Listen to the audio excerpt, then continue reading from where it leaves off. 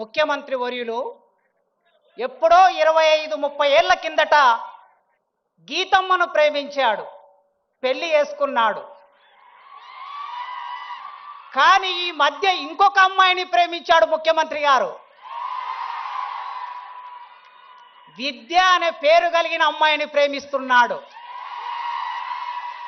విద్య, వారు ప్రతి ఉపన్యాసంలో విద్య గురించి మాట్లాడుతున్నారు. నిన్న గ్లోబల్ సమ్మిట్లో కూడా విద్య గురించి మాట్లాడారు. ఆ విద్య అనే అమ్మాయిని ప్రేమిస్తున్నారు. ఆ ప్రేమ వారి గొంతులో ప్రాణం ఉన్నంత వరకు కొనసాగించాలని ఒక టీచర్గా కోరుకుంటున్నాను. మేము ఆగస్టు నెలలో మన విశ్వవిద్యాలయ వైస్ ఛాన్సలర్ గారు కుమార్ గారు నేను కలిసి ఒక అపాయింట్మెంట్ అడిగాం.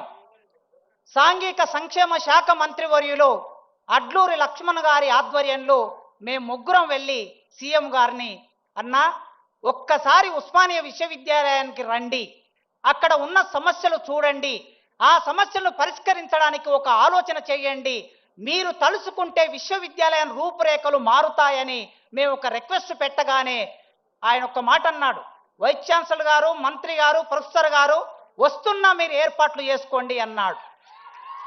ఇచ్చిన మాట ప్రకారం మేము సభలు పెడితే మా దగ్గరికి వస్తే మేము వారికి ఓట్లు వేయించేది లేదు, మేము చందాలు ఇచ్చేది లేదు, మేము డబ్బులు ఇచ్చేది లేదు.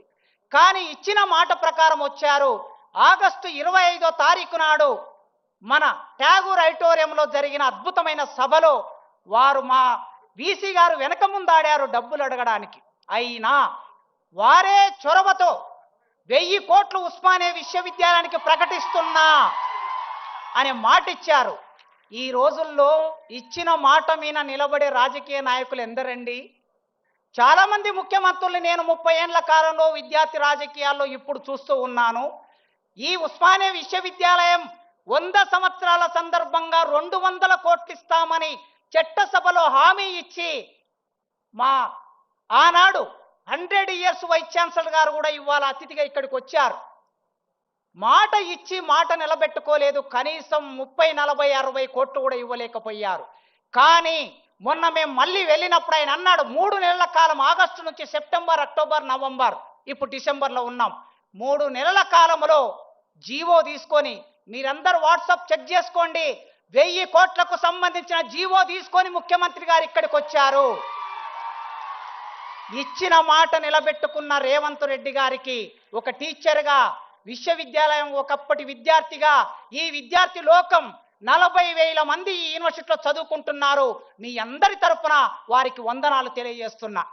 ఇక మిగిలింది 1000 కోట్లతో అందమైన భవనాలు 24 నెలల్లో వారు అనుకుంటే నిర్మాణం జరుగుతుంది. జీవో ఇచ్చారు గనక, డబ్బులు వచ్చాయి గనక 24 నెలల్లో ఇంజనీర్ల పని పూర్తి చేస్తారు. కానీ అన్న రేవంత్ అన్నను నేను మొదటి నుంచి అన్న అని పిలవటం నాకు అలవాటు.